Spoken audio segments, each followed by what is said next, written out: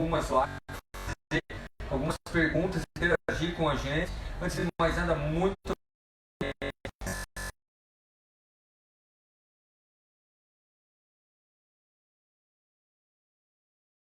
e manejo de pragas, tá? Então, muito bem-vindas. E eu queria começar essa conversa fazendo a seguinte pergunta para todos. Aqui cabe a todos, tá? Então é uma conversa realmente, porque muitas pessoas seguem a gente agora em algumas lives, vão aparecer novas perguntas, né? Mas a pergunta é qual o papel da biotecnologia, né? Como é que ela está hoje nesse contexto, pensando nas novas tecnologias, qual é o futuro das tecnologias e da biotecnologia, pensando na dificuldade de manejo, principalmente na intensificação da produção, né? O Brasil passou de uma safra por ano para 2 safras, 3 safras em algumas regiões, e nós temos enfrentado diversos problemas. O que está acontecendo com a biotecnologia? Qual é o futuro? Como é que a gente começa essa conversa e quais as expectativas para o futuro? O que nós temos hoje e o que nós podemos esperar para o futuro em termos de manejo de pragas, considerando todo esse ecossistema que nós temos aqui e tudo o que está acontecendo. Então, a palavra, nós temos 2 microfones aí, podem começar, fiquem à vontade. Aqui. Posso começar? Pode. Gente, essa é uma pergunta complexa para um tema complexo, eu falo, né? Eu me formei num mundo que já existia biotecnologia, né? Então, e eu lembro muito da promessa de que os inseticidas iriam acabar, porque a gente ia ter um controle de 100%. Eu lembro muita gente falando, né, como era um salto muito grande em comparação com a não transgenia, principalmente no milho. Eu acho que isso apareceu muito com o espalhafato de perda, que era um problema muito crítico dos países tropicais e tudo mais. Eu lembro de expressões como a folha é isso, já ouviu em dias de campo, né? E eu acho que cada vez mais a gente faz uma agricultura muito desafiadora nos trópicos. Eu não tenho dúvida que a agricultura que a gente faz hoje e ser agricultor em condições de Brasil é algo muito. E talvez se eu fosse ranquear os desafios, eu colocaria que a dinâmica de pragas é a mais crítica, né? Então, não existe uma solução única para problemas complexos. Então, a gente, no início, achou que ia ser tudo muito simples, e a gente foi simplista demais com a biologia de insetos, eu acho, né? Então, trazendo a minha visão aqui, eu acredito que tem espaço para todas as técnicas de manejo e monitoramento de insetos junto com a biotecnologia. Então, tem um modo de ação específico para se trabalhar com biotecnologia, para usufruir da biotecnologia o máximo possível. Então, acho que essa é um pouco minha visão quanto aos desafios, né, da biotecnologia e da complexidade que a gente está vivendo. Marga, só para completar, talvez a gente tenha dentro aí, nós estamos perdendo essa batalha? Eu não acho que a gente está perdendo.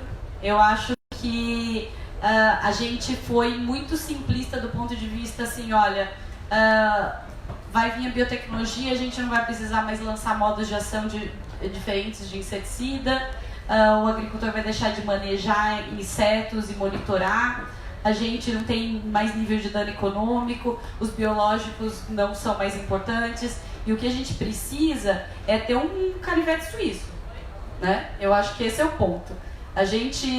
Eu ouvi uma expressão outro dia, né? Quanto que você usa a tesourinha do canivete, né? Só que um dia você pode puxar essa tesourinha e ela ser muito útil para você.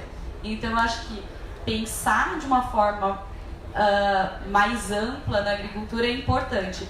E se a gente achar que a gente só vai resolver o problema com problemas complexos com só uma ferramenta, a gente vai se frustrar lá na frente. Comentários? Ok.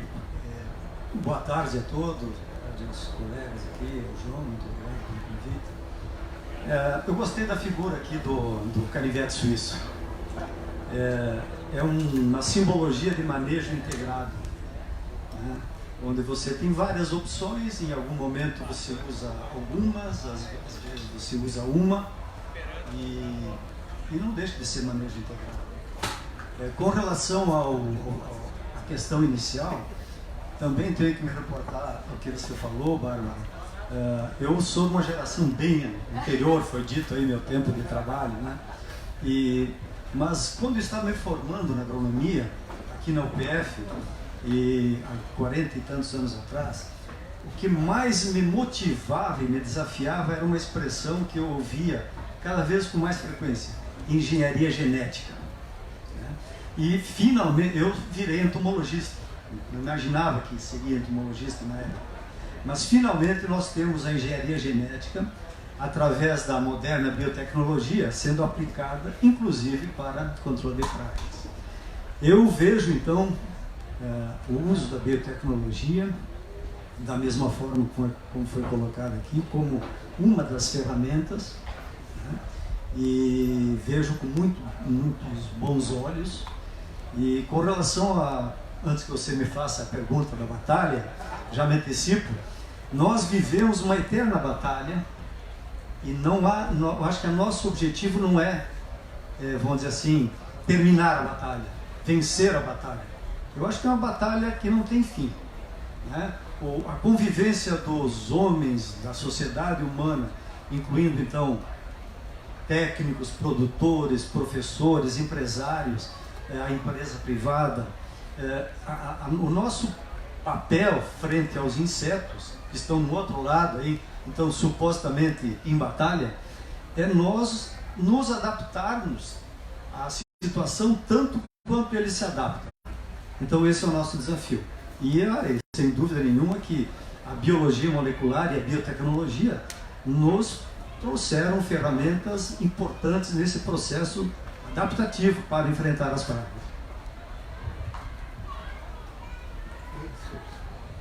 Boa tarde, é um prazer estar aqui, obrigada pelo convite. O que eu vejo é que nós talvez estamos pagando o preço por não ter sido feito o manejo que o professor falou, né, o manejo integrado de pragas. A Bárbara também comentou a respeito daquilo que é básico para uma produção, para a gente ter um manejo adequado.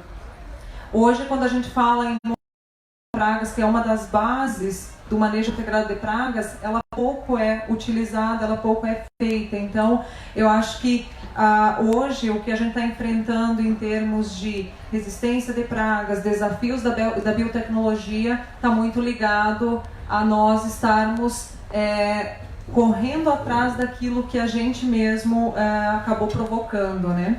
E como o próprio nome diz, manejo integrado de pragas é o uso de várias ferramentas. E o meu sentimento é que quando veio a biotecnologia, solucionou o problema. Não vamos mais precisar solucionar nada com lagartas, estamos garantidos com isso, vamos voltar a olhar para a lavoura lá no final da safra, quando ocorre percevejo, por exemplo, em soja.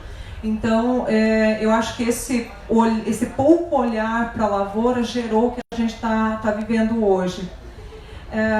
E eu concordo com o professor Salvadori que essa batalha ela vai ser constante, porque os insetos, a natureza, a biologia, ela se adapta. Então, nós temos que tentar usar diferentes ferramentas de manejo de pragas, para que a gente consiga driblar um pouco essa adaptação tão rápida que nós temos. E o nosso clima tropical aqui no Brasil favorece muito isso. Nós chegamos a ter 8, 10 gerações de uma mesma praga durante um ano.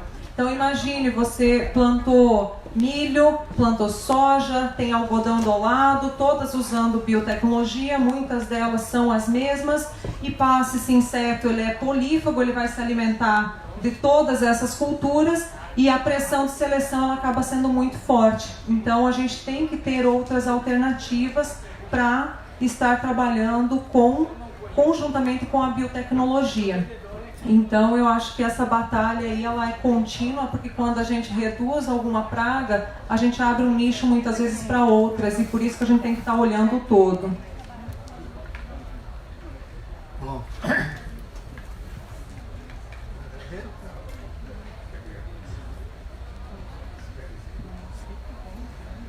Agradeço à Fundação Prosemente por ter me convidado, ao João. É um prazer estar presente aqui com os colegas.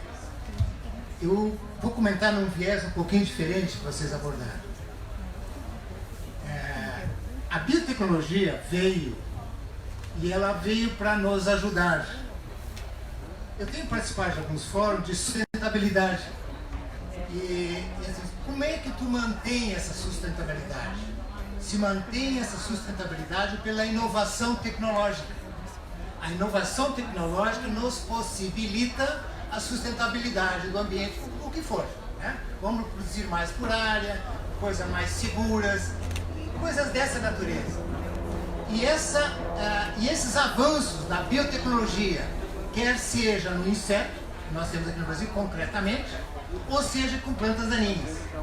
Em termos de insetos, eu aprendi também há pouco tempo atrás, enquanto que nos Estados Unidos os insetos se multiplicam uma vez por ano, aqui conosco 10 vezes por ano. Então a diversidade genética dos insetos aqui para nós é uma, lá para cima é outra. Entretanto, a corrigir isso que vocês falaram das manejo integrado de praga, quando eu usava isso aí, ou quando meu pai usava isso aí, ou quando meu avô usava isso aí, tinha uma conotação. Bom, quando eu olho para frente, eu vejo jovens aqui com 30, 20, 30 anos, o manejo integrado para esses aí é diferente. O conhecimento que esse pessoal tem é diferente que tinha meu avô. E isso passa pela biotecnologia, os nossos avanços, começou com a transgenia e hoje temos new breeding techniques. Esse viés que eu queria colocar para início de conversa. Ótimo. Ótimo, porque já chegou uma pergunta aqui, direto aqui nas redes sociais, o pessoal que está em casa, quer participar, pode fazer pergunta. Chegou uma pergunta aqui bastante interessante.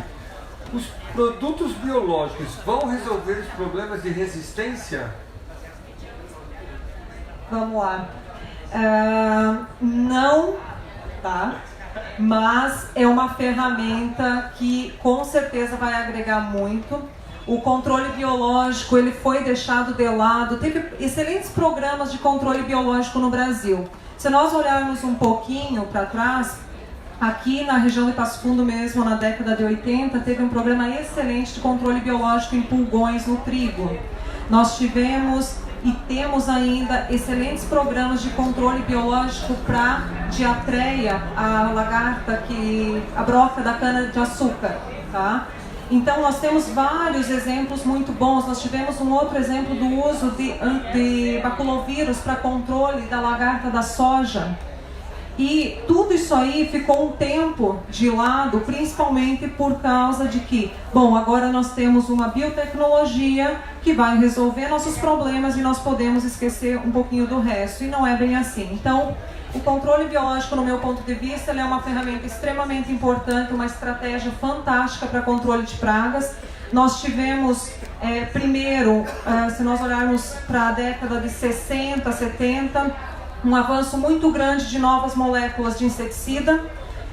Houve um crescimento de uso e desenvolvimento de novos inseticidas gigantesco. Depois começou a dar uma diminuída. Hoje é muito difícil a gente ter novas moléculas para controle de pragas. Depois veio o advento da biotecnologia e também houve um crescimento muito grande. É difícil onde não se tenha uma biotecnologia sendo plantada hoje no Brasil e em vários países do mundo. E agora a gente está vendo essa onda no controle biológico. O controle biológico está tendo um crescimento de 15% a 20% ao ano no mundo e no Brasil também. Então é uma estratégia que visa uma sustentabilidade maior do manejo, junto com outras ferramentas que tem que ser associado, porque nós não temos uma única praga, a gente tem várias pragas. Então realmente eu acho que ela vai solucionar, mas ela vai ajudar e muito. E eu tenho visto aqui vários agricultores comentando que já ouviram falar, ou muitos até que já usaram e que estão gostando muito dos resultados, porque a estratégia de associação tem funcionado bem. Então eu vejo mais como uma excelente ferramenta para estar sendo utilizada.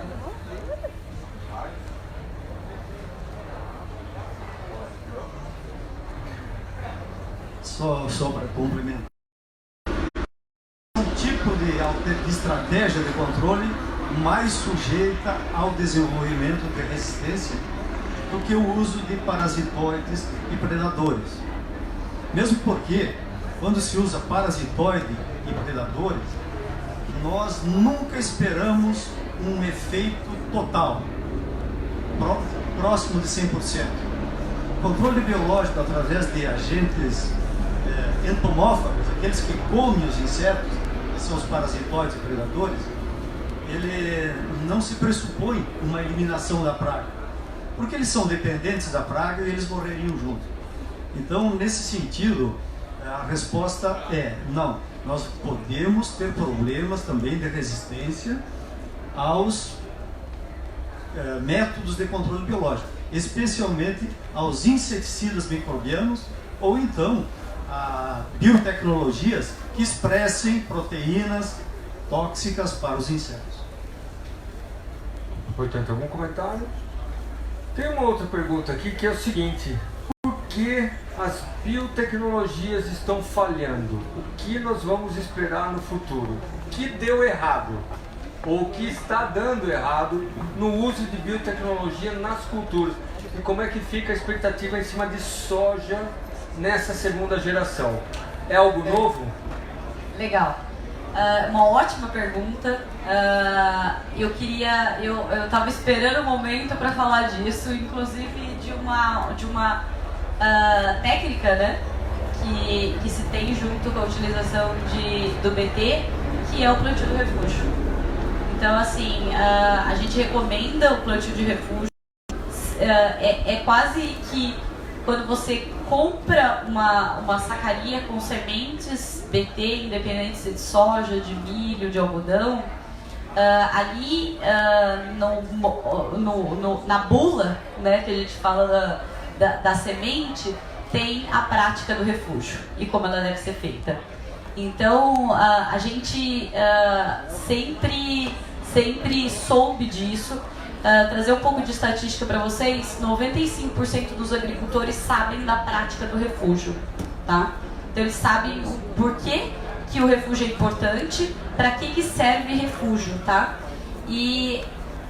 Mas o grande ponto é quem realmente executa o refúgio hoje, tá? Como ele deveria ser executado. Então a gente tem porcentagens cada vez menores de adoção de refúgio. E o refúgio é praticamente uma diretriz de como a tecnologia vai se comportar e qual é a longevidade dessa tecnologia vai ter no campo. Ela está inteiramente ligada à adoção de refúgio, tá? Então isso é extremamente importante. Do ponto de vista de refúgio, quando eu participei de muita pesquisa no Brasil todo para entender particularidades de por que o refúgio às vezes não é feito, tá? Boa parte de algumas questões de adoção de refúgio é com relação à complexidade do plantio, tá? Complexidade às vezes da colheita, ter um ciclo diferente das principais variedades que eu planto dentro da minha fazenda. Mas um dos pontos extremamente importantes para refúgio é uma coisa que às vezes o agricultor fala, é que eu não encontro variedades tão produtivas quanto as minhas variedades BT para se plantar refúgio, né? E soja, a porção é quase de 20%. O que a indústria, os principais obtentores estão fazendo, tá? Nós estamos cada vez mais estimulando um programa de melhoramento de cada obtentor para ter variedades de refúgio adaptadas em ciclos parecidos com as principais variedades de soja que o agricultor já planta ou que tem dentro da lavoura, tá? No caso de Intacta 2 Extend, a Intacta 2 Extend nós estamos lançando não uma só biotecnologia, mas estamos lançando o Refúgio Extend. E parte do nosso programa dos licenciados, que são 9 licenciados de biotecnologia, eles têm que destinar parte do programa de melhoramento deles para desenvolver variedades tão produtivas quanto, para que não fique defasado em produtividade as variedades de refúgio, tá? Isso é extremamente importante. A gente teve particularmente um aprendizado muito grande em milho com isso, tá? Em soja também. Então tem algumas regiões do Brasil, não é o caso do Rio Grande do Sul, mas tem estados com penetração de biotecnologia BT de mais de 95%. Por quê? Porque eu não tenho opção, ou a opção que eu tenho no mercado produz muito menos do que as minhas variedades de BT. Então acho que isso é importante. A indústria ela tem que cuidar, e eu acho que existe um cuidado hoje para que a gente tenha variedades tão produtivas quanto para refúgio, tá? Daí, isso garante que eu vou ter 100% de compliance? Não. Tem a consciência de cada um, tá? Hoje, o refúgio não tem força de lei, tá? E mesmo se tivesse, eu duvido muito da fiscalização disso, e eu acho assim que realmente a gente tem que ter uma consciência. Eu não acredito nada em algo punitivo, favorecer. Eu acho que talvez vocês podem dar a opinião de vocês, mas quando a gente tem consciência disso, o aprendizado acontece, a prática acontece naturalmente. Quando eu tenho que plantar refúgio porque eu tenho medo do fiscal que vem me multar, eu acho que é uma prática que eu não acho que seja tão eficiente, tá? Então, uma das coisas bastante importantes é que estamos olhando do ponto de vista de variedades específicas para refúgio, que tenham potencial produtivo para que não fique totalmente descasado das variedades lançadas no mercado, com ciclos semelhantes, mas que existe muita consciência do plantio, do planejamento e do processo dentro da fazenda. Bom, meus parabéns, você deu um grande... Eu não te conhecia teu viés jornalístico. Tua pergunta foi bem provocativa. Bom, a biotecnologia não tem problema. A biotecnologia está aqui para nos ajudar, e nos ajudou muito, e está nos ajudando. Nós temos a soja, né? Insetos, especificamente insetos. A soja RR, que não era para inseto, mas agora nós temos a Stend, que é para inseto. Estamos em via de ter a Intacta 2 para 6 insetos. Estamos muito bem, obrigado. Milho, evidente que lançamos o milho, a turma achou que aquela proteína era suficiente para acabar com tudo. Não acabou, mas hoje nós temos 4 ou 5 proteínas. Quer dizer, a indústria reagiu e colocou no mercado bastante coisas para atender um mercado bastante exigente. Além disso, falaste do refúgio. Tem muita gente que não usa o refúgio. E nós não vamos ter 100% do refúgio. Agora, uma coisa eu tenho certeza, a indústria vai colocar a 6ª proteína, a 7ª proteína e a 8ª. Bom, uma coisinha que eu queria saber, eu queria comentar porque o pessoal está nos escutando. Para desenvolver um novo material, seja de soja, de milho, de arroz, de trigo, são 12 anos. 12 anos. Programa hoje, daqui 12 anos vai chegar no agricultor. Então, quando chega, tem que ser algo bom, forte, superior. E como é que tu pega isso aí? Objetivos claros, que contribua. E quando a gente se paga um pouquinho a mais, pessoal, quando tu paga alguma coisa a mais, tem certeza que tu está pagando uma coisa boa. Tem retorno. Nós chamamos isso em soja de royalty e taxa tecnológica. Milho não tem taxa tecnológica, é tudo verticalizado. Mas está embutido no preço. Quando você paga 600, 700, 800 por um saquinho, ali dentro está a tecnologia. Então eu acho que a tecnologia estamos bem. Precisamos melhorar? Sim, bastante, porque é a evolução das coisas. Obrigadão. Bom, isso aqui vai atender o que é a necessidade de refúgio e não é bem assim.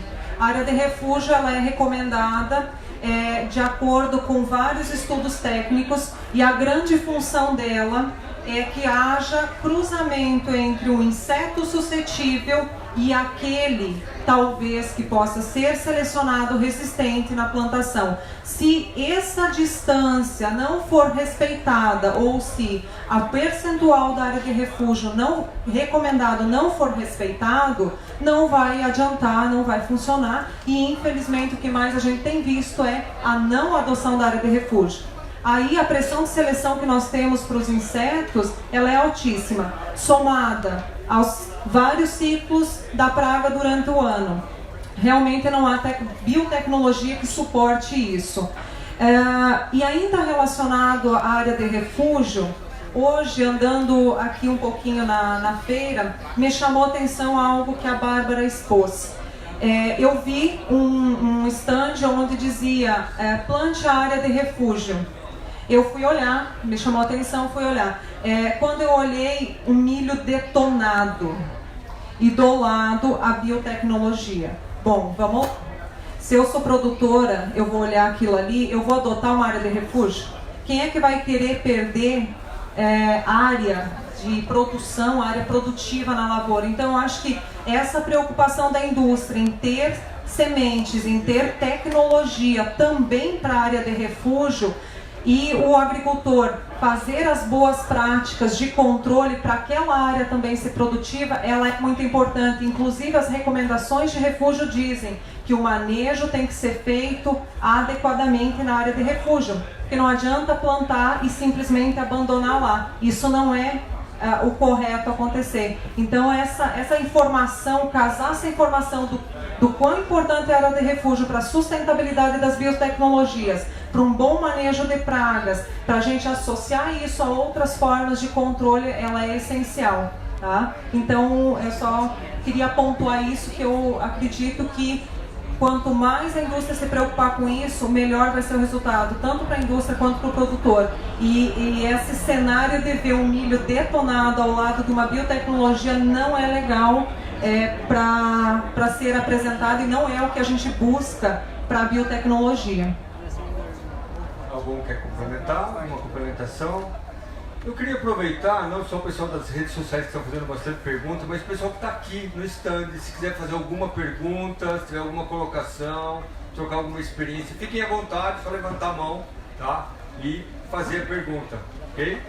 Alguém tem alguma pergunta para fazer? Posso fazer? Pode, claro. Todos podem. Oi, pessoal, boa tarde. A Cris comentou um detalhe importante sobre a comunicação disso, né, do refúgio. E aí eu penso muito sobre essas questões. O próprio NIMP, a biotecnologia, o controle biológico, são iniciativas que, se a gente for parar para pensar, representariam muito bem o agronegócio perante a sociedade. Nesse momento que a gente vive hoje em dia, que tem um interesse tão grande em se comunicar com as pessoas da cidade, né, que é o que todo mundo diz. O que vocês acham disso? Vocês acham que é possível explorar, que hoje é uma mensagem que poderia representar mesmo o mercado com uma outra cara, né, uma nova cara do agro para a população, para o cidadão? E como vocês veem essa questão de transferir a visão do técnico para uma linguagem acessível e que, mesmo que seja visualmente, como a Cristiane falou, mas que passe uma mensagem positiva?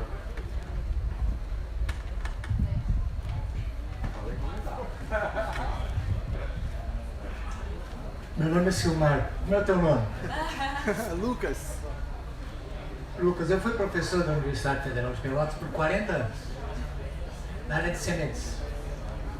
Com 30 anos eu criei uma revista sobre sementes, no foco que tu comentaste. Uma coisa é tu ter um trabalho científico, onde a turma olha sem prazer, sem vontade de ler e vai ler. Então tu tem que ter uma coisa agradável, bonita, que a turma leia e continue lendo. Então o que a menina nos falou ali, desculpa, esqueci teu nome, o Cristiane falou, é um gol contra. É um gol contra. Tem que ter isso que tu falaste, tem que comunicar e comunicar bem, para a mensagem passar. Isso não é muito fácil. Qual é a tua profissão? Jornalista. Ah, é bem na tua área. Lucas, eu gostei muito da sua pergunta, e eu venho da área científica, e uma das maiores dificuldades que eu enfrentei foi realmente me comunicar de uma forma que fosse entendida. É um desafio muito grande o que a gente vive dentro da academia, dentro da área de pesquisa, e fazer isso chegar até o produtor, que seria o consumidor final, digamos assim, dessas informações, é realmente muito complicado. E eu acho que as mídias têm ajudado bastante nisso. Tem um ponto muito importante que eu considero. Hoje existe um excesso de informação e não é fácil a gente lidar com isso. E selecionar informações que sejam corretas, adequadas, daquelas que são midiáticas, é realmente complexo, é difícil. Mas eu acho que a indústria, as empresas é que tem que se preocupar muito com isso. As universidades fazem o seu papel, os estudantes têm que fazer seu papel.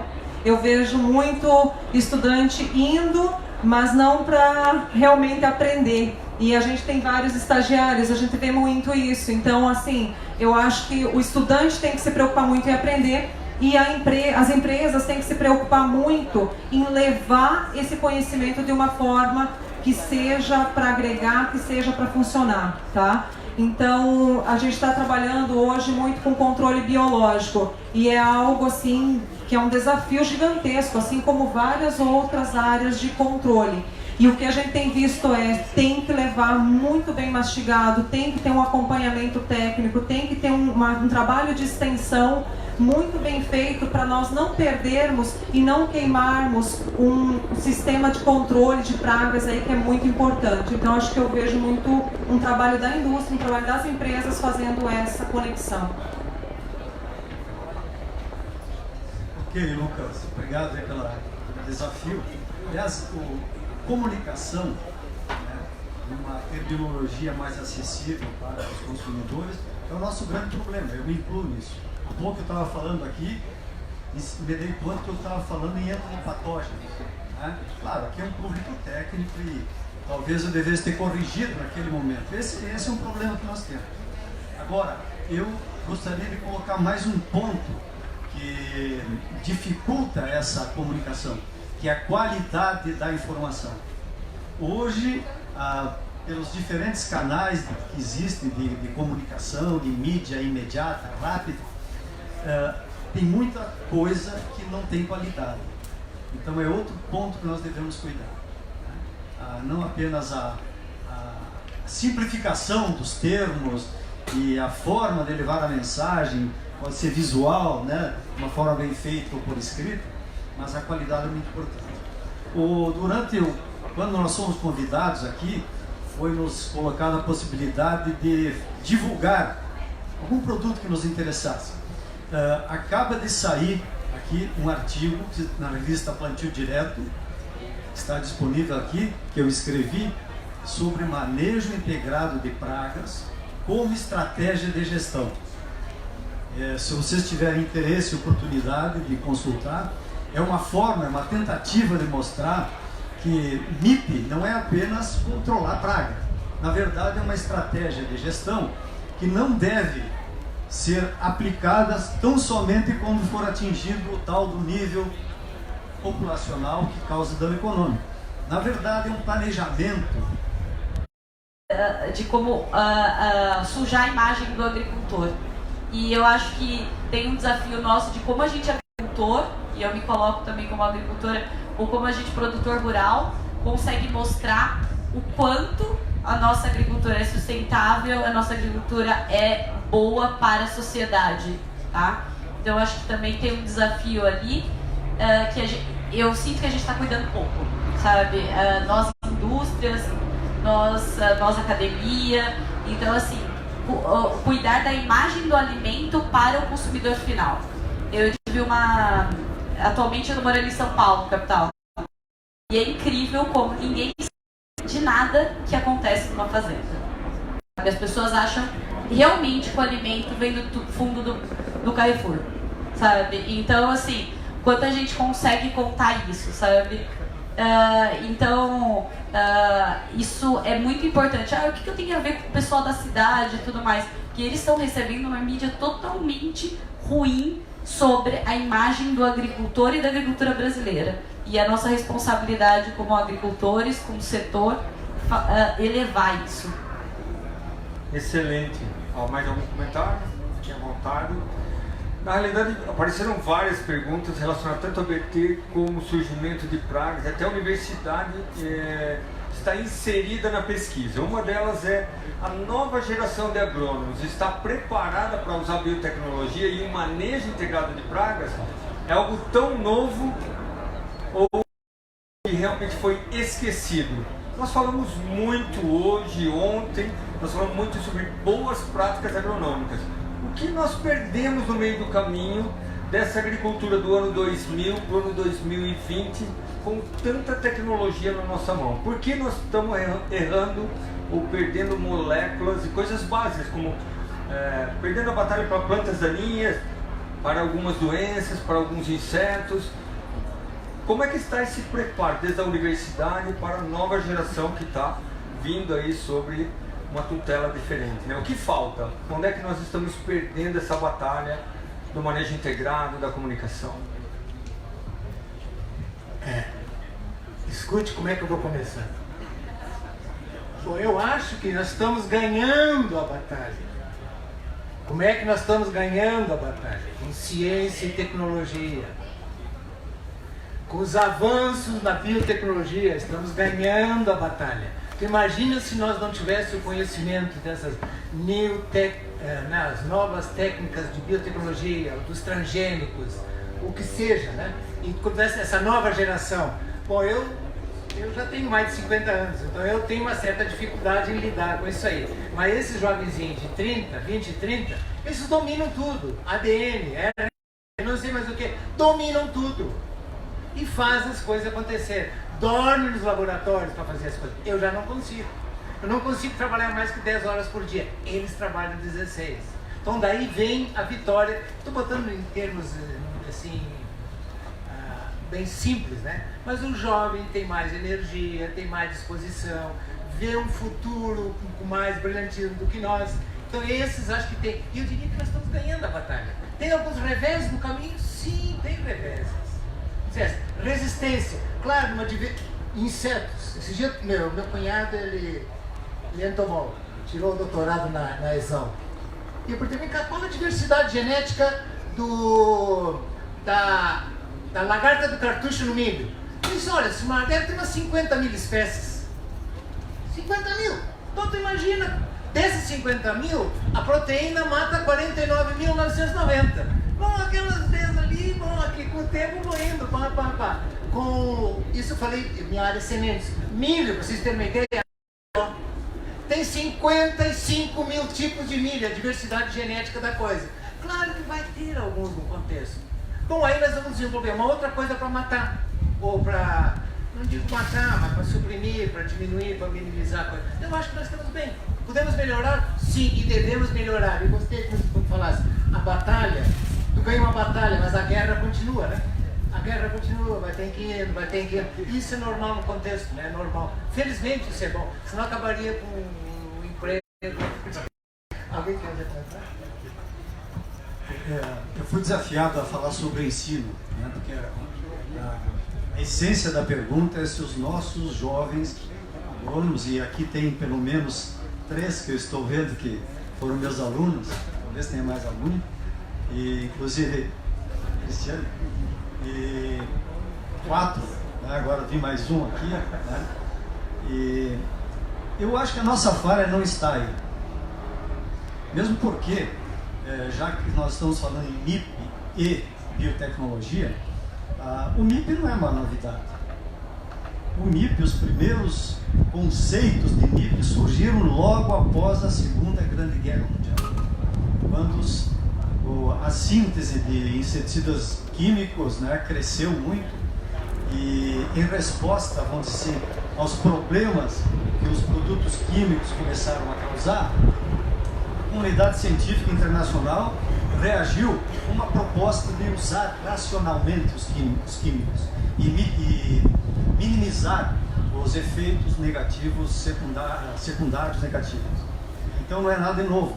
Então os currículos escolares, né, eu falo pela minha universidade, estou vendo aqui a professora Janice também, né?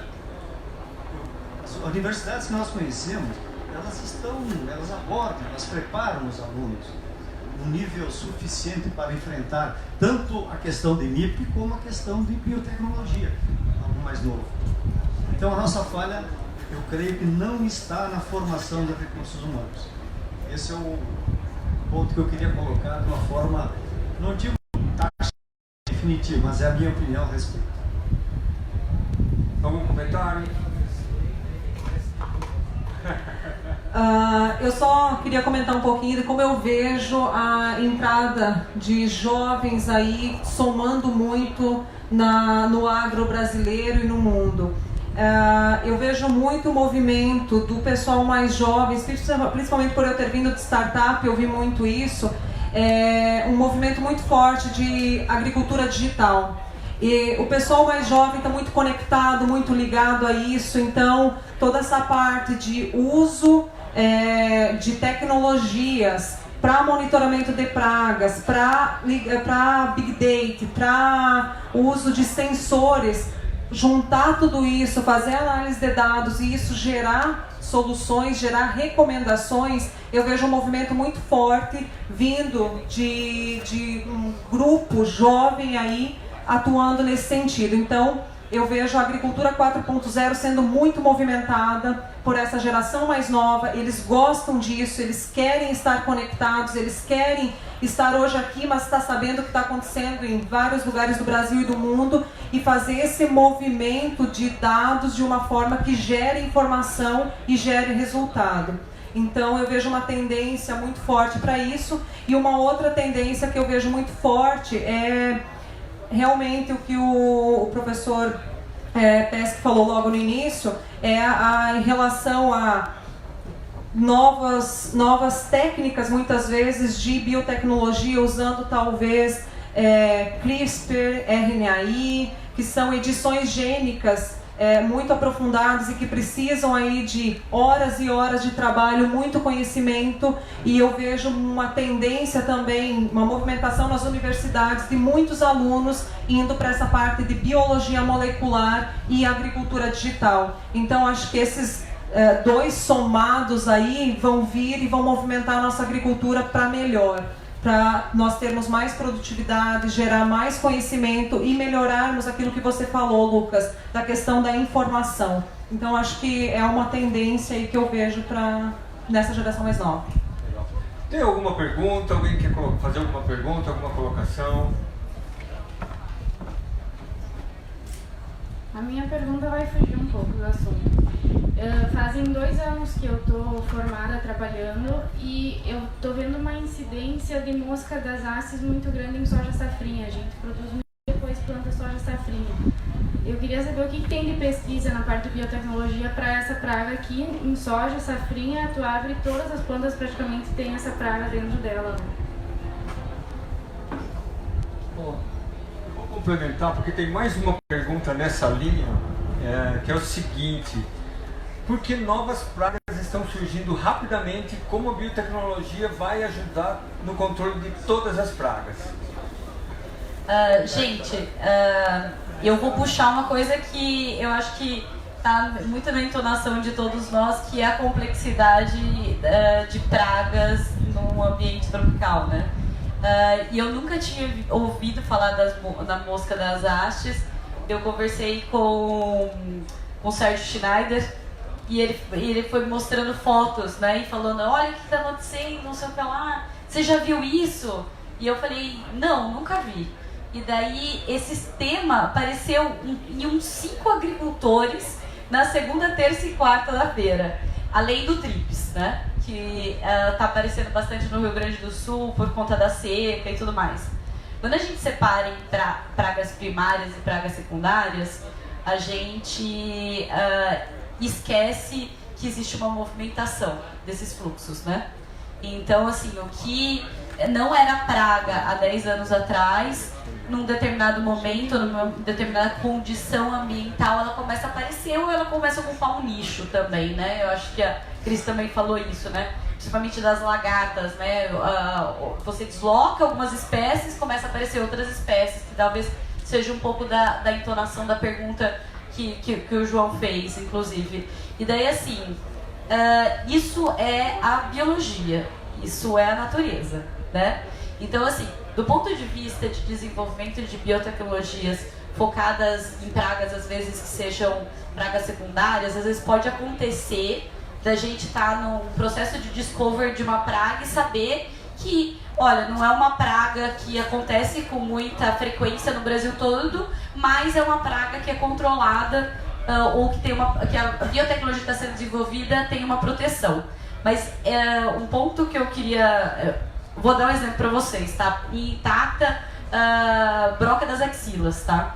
Broca das axilas, a gente desenvolveu o gene, foi testar principalmente anticarce, pseudoplusia, que eram pragas-alvo, mas ganhamos broca das axilas ali de sopetão, que não era uma praga muito comum no Brasil. Para vocês terem uma ideia, quando eu preciso de uma foto de broca das axilas, eu demoro para achar, eu acho que tem 2, 3 fotos na internet, e daí a gente usa bem antigas, inclusive. Então, às vezes, pode acontecer que novos traits tenham eu vi fotos que eu falei, nossa, é uma infestação altíssima. E daí, o ponto é o seguinte, o quanto a gente está preparado para monitorar não só as pragas que naturalmente acontecem todo ano, para a gente identificar essas pragas com população mais baixa, né? Então, assim, uma questão bastante, acho que, importante. Quando a gente olha, vai falar de algodão, ou de...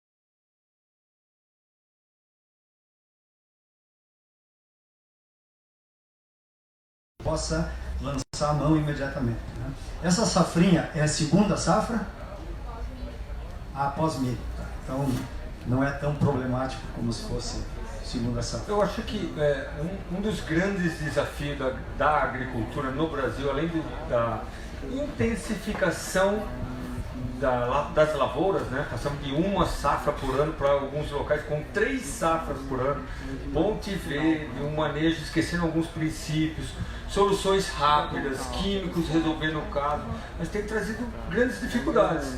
Pragas secundárias virando primárias, porque nós deixamos de utilizar determinados produtos, que é a função da natureza fazer isso, ocupar espaço, certo? Então acho que tem Tem bastante desse desafio, principalmente para os novos agrônomos, de enfrentar com novas tecnologias e novas formas de pensar.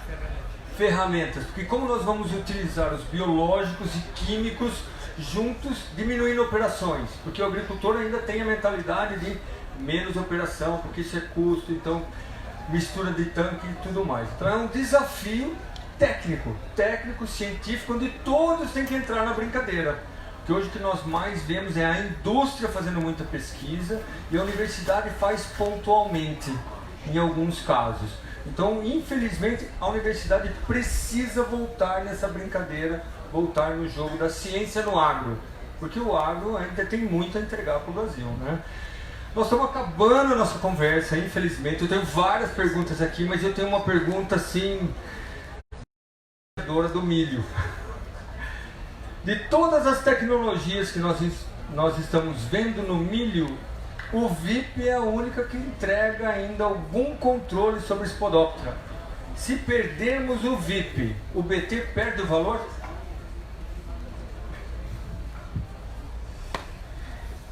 Não perde. Não, vamos dizer assim, o VIP é o que tem mais proteína incorporada no germoplasma.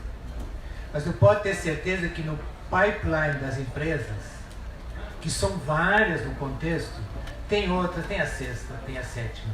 Enquanto isso, nós vamos utilizando o que a agronomia nos ensina, né? Muda os híbridos, o refúgio que vocês falaram, não é uma coisa catastrófica, entendeu? E se vai perder aqui em Não Me Toque, mas não perde lá em Pelotas, onde eu vivo, e tão pouco lá em Londrina. A coisa não é tão rápida. E a ciência, ela evolui, entendeu? Ela hoje é bem mais rápida do que era, né? Nós estamos usando New Breeding Techniques, isso é rápido. Isso é rápido, 3, 4 anos nós estamos com uma nova tecnologia aqui pronta para fazer. E pode ter certeza que no pipeline dessas empresas tem coisa para nos ajudar.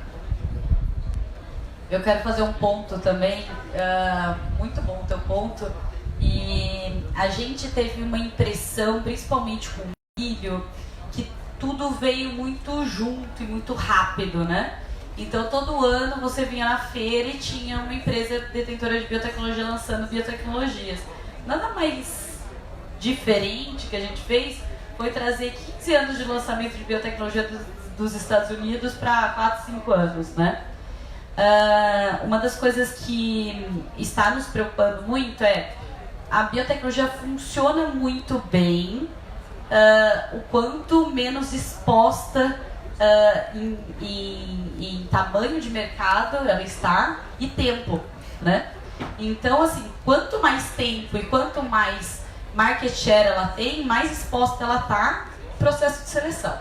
Então, assim, e o que eu trago muito forte, e desculpa bater realmente em refúgio, e eu vou bater em refúgio, é que uma das poucas maneiras que a gente tem de usufruir mais tempo de biotecnologia é plantando refúgio. Daí vem um segundo ponto. O agricultor ele pode ter benefícios muito grandes se ele usar MIP, controle biológico, uso de inseticidas, o complemento e tudo mais. Mas nada dispensa refúgio, tá? Para a longevidade de biotecnologia. E uma das coisas que eu concordo 100%, eu acho que a ciência está muito evoluída, a gente tem uma leitura de genoma muito grande, do CRISPR, de tecnologias que vão vir para o futuro, mas eu me preocupo muito com a velocidade que isso vai acontecer. Por quê? Porque nós somos exportadores de grãos para muitos países, isso tem que passar no sistema regulatório de diversos países. Às vezes o que nos impede de lançar com velocidade biotecnologia, às vezes não é nem as leis regulatórias do Brasil, que são muito rígidas, tá? É as leis regulatórias do mundo, né? Então, às vezes, por exemplo, a gente trouxe dos Estados Unidos muitas biotecnologias que eram aprovadas para consumo na maior parte das localizações do mundo. Novas biotecnologias que virão vão precisar de aprovações em países importadores. Isso pode demorar. essa é a única preocupação, além do que existe muito investimento de inúmeras empresas, mas são investimentos muito de longo prazo também. Então, assim, cuidar do que a gente tem hoje, estaquear proteínas, piramidar proteínas numa única planta é uma estratégia.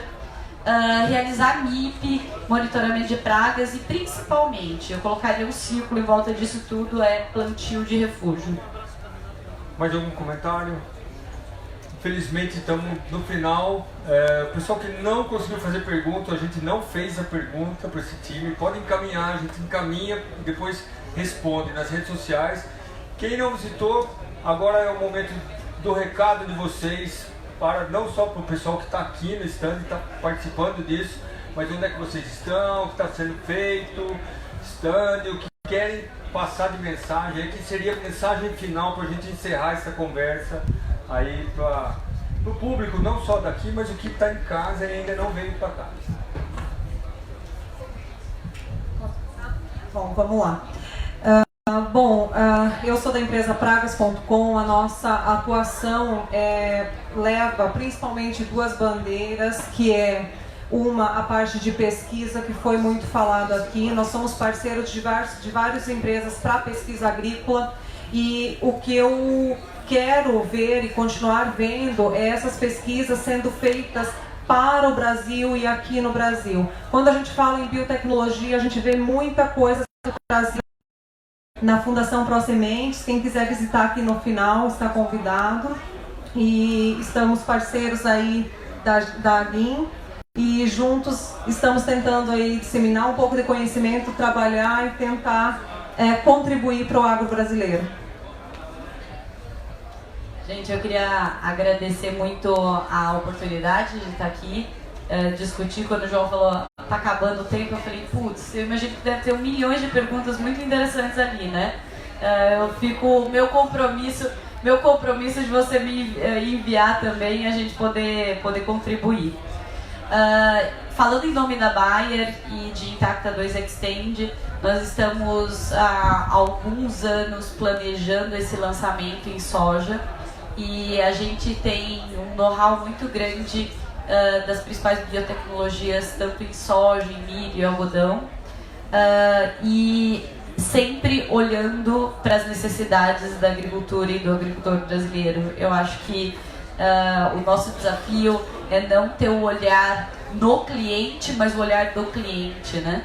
Então, olhar as principais oportunidades que a gente tem no mercado, e fazendo um gancho um pouco, João, quando você falou um pouco do profissional do futuro, eu acho que esse profissional do futuro, ou as empresas do futuro, ou a universidade, ou as startups do futuro, elas têm que realmente ter a visão e os desafios do agricultor dentro de uma propriedade rural.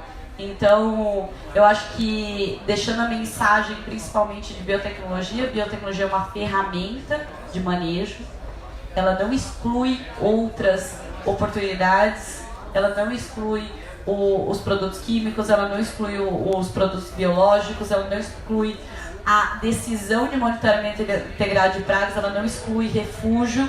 E, gente, a última mensagem que eu falo muito nas minhas apresentações é que nada é fácil, né? Então a gente não tem soluções únicas.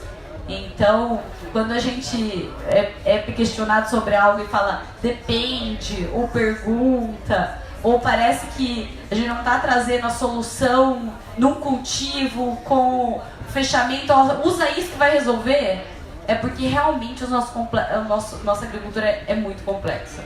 E o agricultor brasileiro é um herói, sabe? Eu acho que a gente está conseguindo construir algo muito consolidado. E o único ponto que eu acho que fica de aprendizado para a gente é valorizar esse trabalho do dia a dia do agricultor e da agricultura brasileira. Obrigada. Ok, obrigado pelo convite, João. Obrigado à Fundação ProSementes também. Obrigado aos que permaneceram aqui. E os que estão nas redes, bem lembrado. E como palavra final, eu gostaria de insistir que nós fizemos aqui uma espécie de meia-culpa, assim, do que deveria ter sido feito, etc. E me parece que o manejo integrado de pragas deve ser sempre colocado como uma solução para essas culpas. No entanto, muita gente vê o manejo integrado de pragas como uma questão teórica. Tem que integrar métodos legislativos, culturais, biológicos, químicos, né, etc. Eu tenho uma opinião que eu posso fazer manejo integrado de pragas só com inseticidas. E gostaria de discutir com quem discorda disso. Por que eu me referi a inseticidas e não ao controle biológico? Não que eu prefira um ou outro, é que hoje os inseticidas são efetivamente o método de controle mais disponível, né? Mas não é realmente o único, né? Foi muito bem colocado o uso associativo com o controle biológico. Agora, como é que eu fico como agricultor, como técnico de campo, que eu não tenho pronto aqui inimigos naturais para uma determinada praga? O que eu faço? Eu posso fazer manejo só com inseticida? Pode, meu amigo. Você tem que ter critérios para usar os inseticidas. Você tem que usar o manejo integrado de pragas como uma estratégia de gestão. Como eu acabei de falar nesse artigo que está disponível na revista de Plantio Direto. O uso criterioso dos inseticidas, e entendendo-se como critério o momento correto da aplicação, a escolha de produtos menos impactantes, eu estou automaticamente associando com o controle biológico natural, que é o controle biológico mais disponível para todos nesse momento, sem desprezar, evidentemente, a alternativa do controle biológico.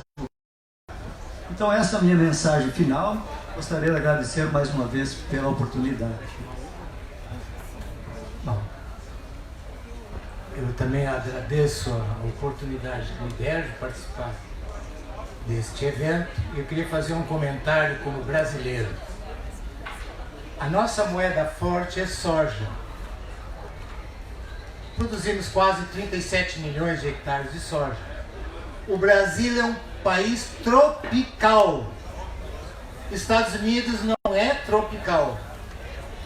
Então a tecnologia que nós usamos aqui teve que ser desenvolvida aqui. Uma variedade DOCO, uma cristalina, uma UFV1 e assim chegamos hoje. Hoje, 2020, com variedades precoces e medianas. Nossa produtividade é maior que dos Estados Unidos, com variedades tardias. Isso é espetacular. Crédito para quem? Ciência e tecnologia e aos nossos agricultores. Estamos bem, fomos bem e vamos continuar bem. E como vamos continuar? Com as inovações tecnológicas adotadas. Temos que adotar esse negócio. O refúgio, os transgênicos. Sim, essa inovação temos que adotar. É isso que nos leva para frente. A nossa riqueza é o agronegócio hoje. 25% do PIB. Milho. Milho, a história já não é tão bonita. Mas o milho hoje é o milho safrinha. Mas safrinha. Bom, a produtividade está lá embaixo. Mas saiu de 3,5 toneladas por hectare, hoje está quase a 7.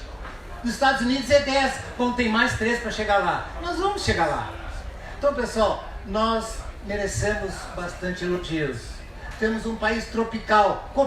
País tropical de quem nós vamos copiar? Não tem de quem copiar. Estados Unidos vão copiar? Da França vamos copiar? Da Inglaterra vamos copiar? Não! É daqui. Bom, então pessoal, me sinto orgulhoso e eu gostei da oportunidade de ter conseguido falar isso aqui. Pensei em trazer uma mensagem de alto astral. Obrigadão, pessoal. Obrigado, pessoal. Eu gostaria de agradecer, uma salva de palmas aqui.